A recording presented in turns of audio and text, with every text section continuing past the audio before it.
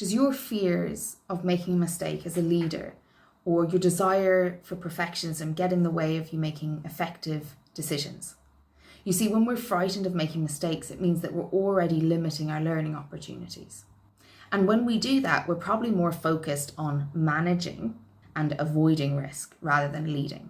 Because leading is future focused. It's about potential, opportunity, strengths, learning, movement. Whereas the fear of making mistakes holds many leaders back, because the fear that we're going to be exposed or embarrassed or shown up or discovered, that somehow if we make this mistake, it's going to show everybody we don't know what we're doing. When the truth is that actually leadership to be effective requires you to make mistakes, but it also requires you to know how to repair mistakes quickly and how to differentiate between risk that has a heavy weight and risk that has a low weight. It also requires that you can understand the difference between a risk to the organization, the team, or the goal versus a risk or a feeling of threat to your own ego or sense of safety. If you're leading and the fear of mistakes or the desire to be perfect or perfectionism is getting in the way, then it is worth considering what kind of actions you can take to create an environment where learning is normalized, where shame isn't associated with mistakes. Instead, it's an opportunity for more learning.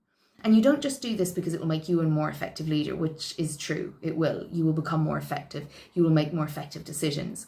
You will act on what is good for the organization and the team rather than act from a place of fear, which is just keeping you going around in a circle, avoiding fear.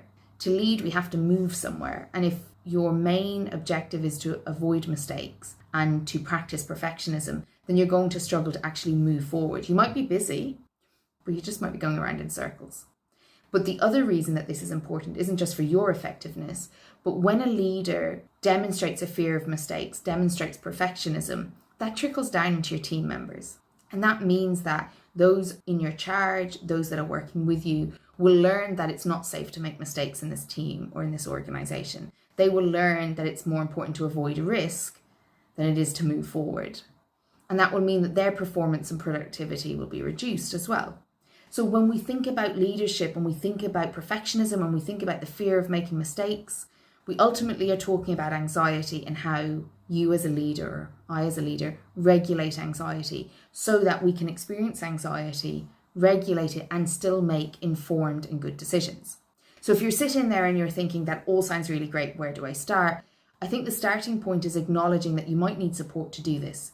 Because mistakes and perfectionism are so closely linked to anxiety, our defenses literally will do everything they can to stop us taking risks that feel too risky to ourselves. And so there's a little bit of emotional intelligence to be developed, a little bit of self-regulation, and a little bit of self-support. Learning a new way of making sense of mistakes, perfectionisms, and managing anxiety. If this is a topic that you're interested in, you can always get in touch with me, either on my website or on my social media. The links are below. You can always pop me an email if you want to discuss how you might be able to move forward in this regard. Most importantly, though, you can sign up for my leadership letters, which are regular enough letters that go out via email to you to discuss particular topics of interest that are important to leadership development. So these aren't just a typical kind of marketing email. I intentionally ensure that there's a development opportunity in every single email I send out.